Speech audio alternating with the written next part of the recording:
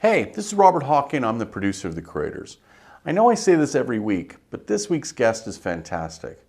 Michael Van Cutsem is the co-founder of BeeOdiversity, a Belgium-based for-profit social venture that combines bees and technology to monitor the effects of pesticides and heavy metals on the environment around us. Michael's a really interesting character. He began life as an M&A lawyer before moving into property development, both fields that often lead to substantial earnings. One day he realized he wanted his life to be about more than money.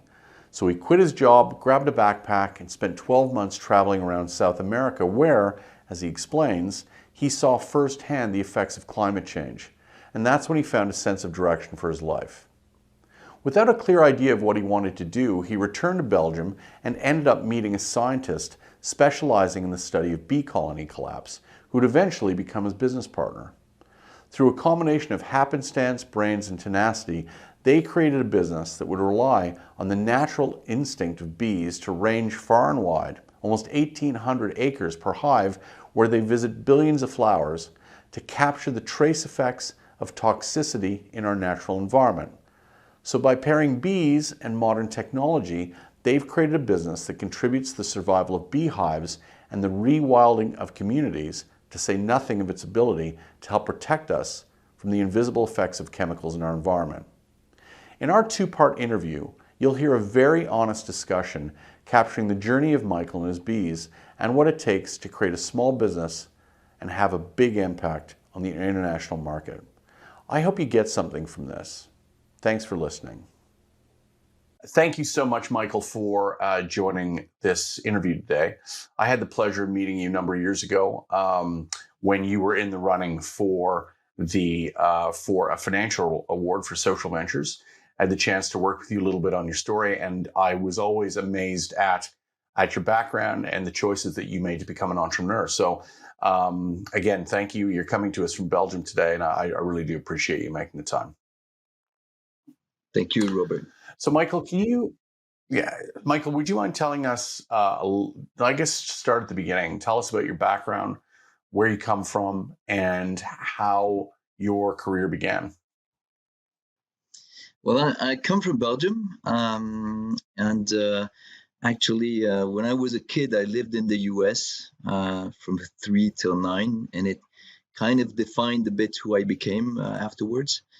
Because I followed my father, who was an entrepreneur and launched a company in the US. Then came back in Belgium around 9, 10 years old, and did my studies and then studied law. And I worked 6, 7 years as a M&A lawyer, and then studied a bit of finance, a bit of M&A, and so on, and worked in different sectors, created a coaching company to help smart and medium-sized companies to scale and to perform. And then I came to launch BeeOdiversity some years ago. Interesting. So you began life as a lawyer, and as I recall, you got into property development. Is that right? Yeah, that's correct. So I worked 4 years in property development. So I worked for one of the main, at the time, real estate developer in Belgium, quite well known, and was in charge of developing some projects in different countries and countries that were developing quickly. So countries like Serbia, Turkey, and so on. And then at what point I didn't really see the meaning of developing real estate. It's a lot of money. It's a strange business, and so I didn't feel myself comfortable with that business anymore after 3 or 4 years. It's interesting because I would, being a lawyer that specializes in M&A, then in real estate development, I mean, certainly, money and your potential for earning was not a consideration. I mean, both of those areas have the potential to earn someone, significant income. So what was it that made you decide, you know what, I'm actually going to take a step back from that, pause my earning potential and choose a new direction? And what exactly did you do to make that step?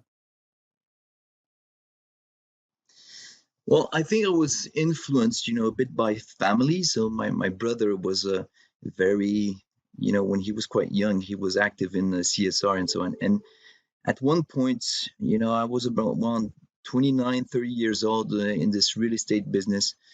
I decided just to stop and travel during a year, redefine my own life. And so I took my backpack from one day to another, just took a flight and spent almost a year in South America. And, I realized in each country that I was visiting, how people were suffering from climate change. I was really surprised to see how many people told me this is the first time it happens. No snow in the mountains and the glaciers, and so no water for people in the villages, or snow in deserts, and so I was, coming from Belgium, we didn't really know that. So that was 15 years ago. And now it's starting also in Europe, and so on. So it's really there that I realized, how people were suffering from a situation, and how I had to start acting and doing something about environmental issues. Now, when you put on that backpack and you headed to South America, did you do that knowing that you were actually going to leave the work that you'd been doing? Did you go on that journey specifically to find a new direction? Well, I had the feeling, at least, that it wasn't really, I wasn't at the right place in terms of values, and that I had worked for 10 years. Then it was 10 years of professional life, and not, earning money and so on. That was fine, but not especially happy of what I was doing. And so, yeah, I decided, really from a day to another to leave. With, of course, the idea that I would probably not come back, but I just took an open flight, and I didn't know how much time I was going to leave. So it took me around 9 to 10 months to want to come back and to know a bit more what I wanted to do with my life and professional life. And so, yeah, I knew it wasn't the way I was I wasn't going to go back in those kind of businesses after having seen what I saw during 9 months to a year. I guess it's interesting in a way. Once you've seen it, you can't look away. It's very difficult. It's easy when we live at a distance from things, particularly in some of the issues that you're talking about. It's easy to kind of ignore it in the day-to-day grind of the way life works. But I guess when you're spending months, almost a year, staring it in the face, it is hard to go back to thinking everything is normal. So when you left Latin America to return, did you have an idea of what you wanted to do? Yeah, I had an idea. I wanted to work really in the environmental field. I knew I had some expertise. I knew I had some business development background. I knew I had a law background and so on. And I knew I could really kind of create value in the environmental sector without that expertise. The problem was I wasn't an environmental expert. So I was there, okay, great, I want to work in that field, but I don't really know anything about that field. And so I had this conviction, but I didn't know how to make it happen. And that's luckily I met my associate at that time, and so that was the kind of you always have to meet some people that bring you to the correct place, and that was one of the people I met who made it happen. Yeah. So that's interesting. Yeah, I guess environmental issues are, a million miles away from mergers and acquisitions and real estate development. So this individual that you met, first of all, who is this person and what were they doing? So it's he was a scientist. He was an expert in the bee decline issue. So he was working for the main university in Belgium. He did a PhD on the bee decline issue, and is quite well known worldwide on that topic. And he was also working on biodiversity issues, on circular economy and so on.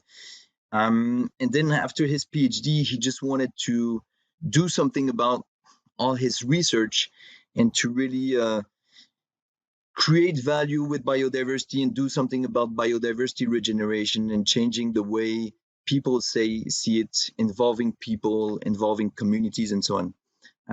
And so we met each other during a kind of a executive MBA, and he was a special guy. So when you do an executive MBA, you see most of the time the same kind of people, which is fine, but then you have one or two that are really different, and I was quite attracted by his difference, and a scientist in an MBA and with talking about bees and so on, that was quite attracting. So that's how we met, and that's how we started the project.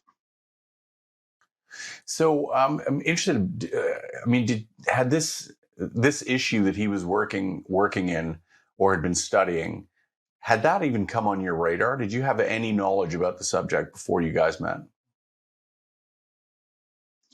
No, not really.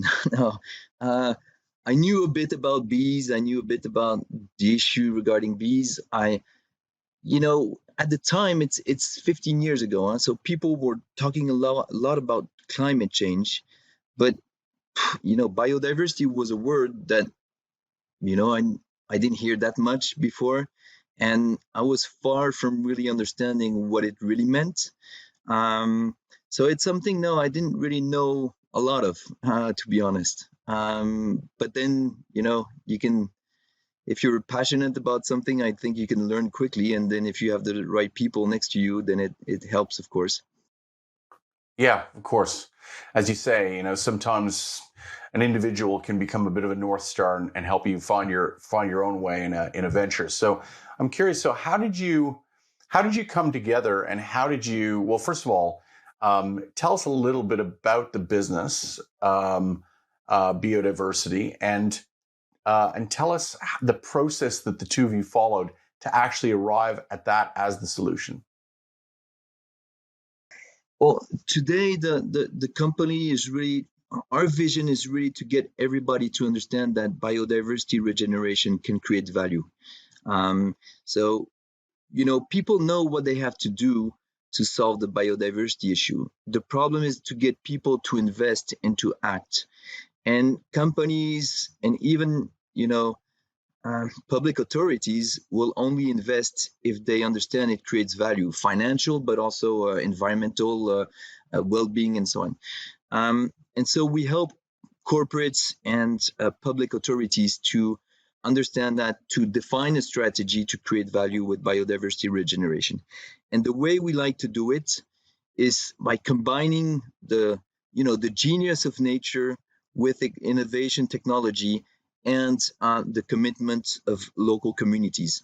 But it's been now, we created BeeOdiversity in 2013, so of course it evolved quite a lot.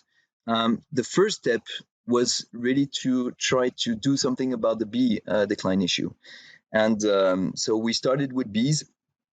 And we had a project linked to producing honey and giving a bit of, the revenues to beekeepers and so on. And after 6 months, we were basically bankrupt and with no business model. And we only had bees as an asset. And so we started looking at what was the need of companies and of other of our stakeholders. And we realized that, we're going to a water producer, and during the trip, my associate explained me how he was using bees to monitor the environment during his PhD.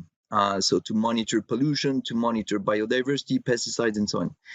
And then we were talking to this environmental director of a water production company, and who explained us that they had 15,000 hectares of protected area where they were doing a lot of things and so on to protect the environment and so on. And then I said, well, I'm surprised, because I always drink your water since years, and I never saw that you were doing so much for the environment. And he told us, well, the problem is today there's no way to monitor this environment because it's so large.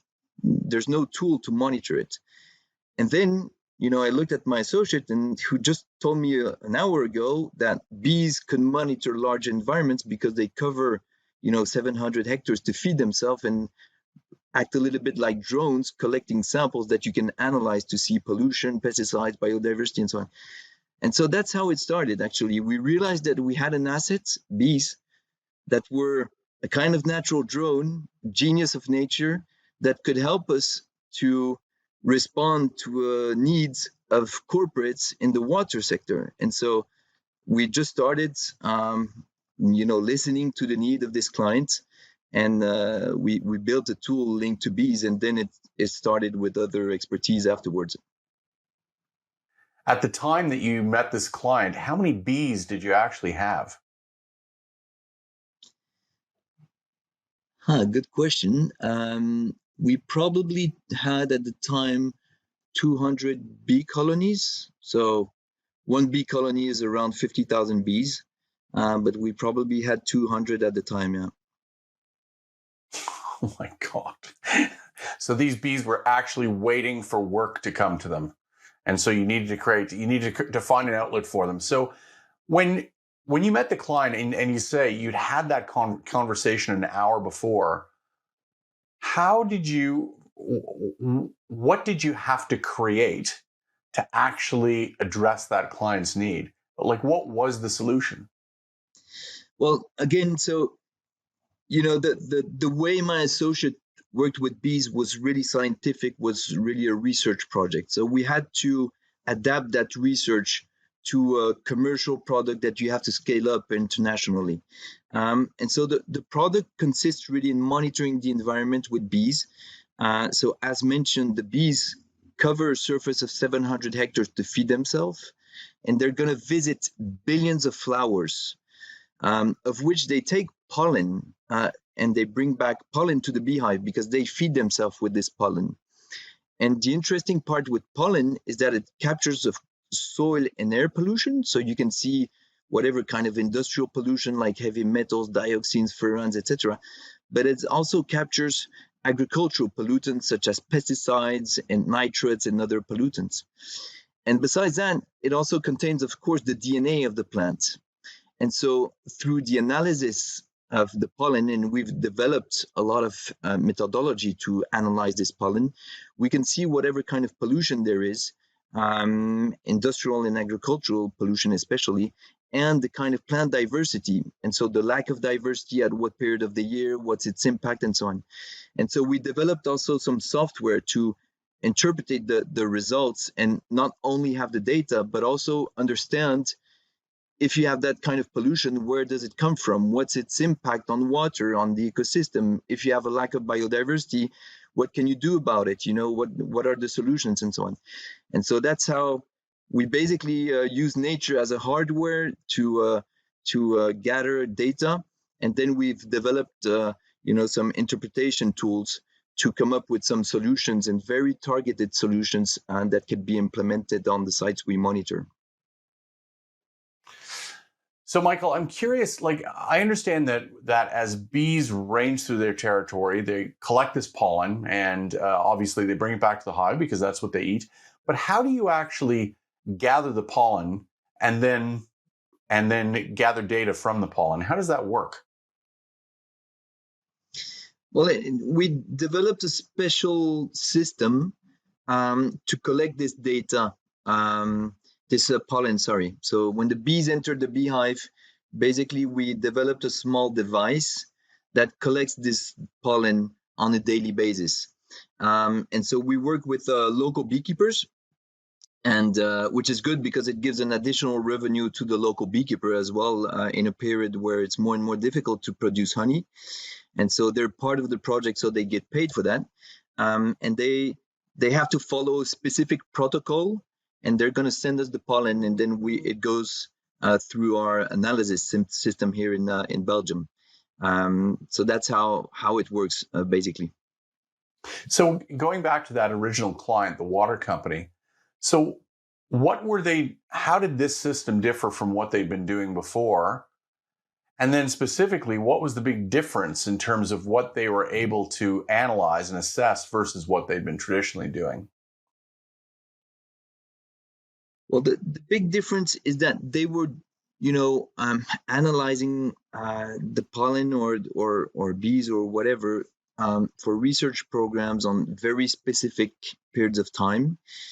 So the first very innovative part of the work we've done is to develop this device that collects this pollen on a daily basis. So which is subject to a patent and everything. So that's really the first thing. The second thing is to develop a protocol that's very easy to follow, very scalable, and that any beekeeper in the world can apply, and can apply very quickly. So that was quite innovative as well. And then of course it's the whole methodology in terms of interpretation as well. We gather data now since almost 10 years.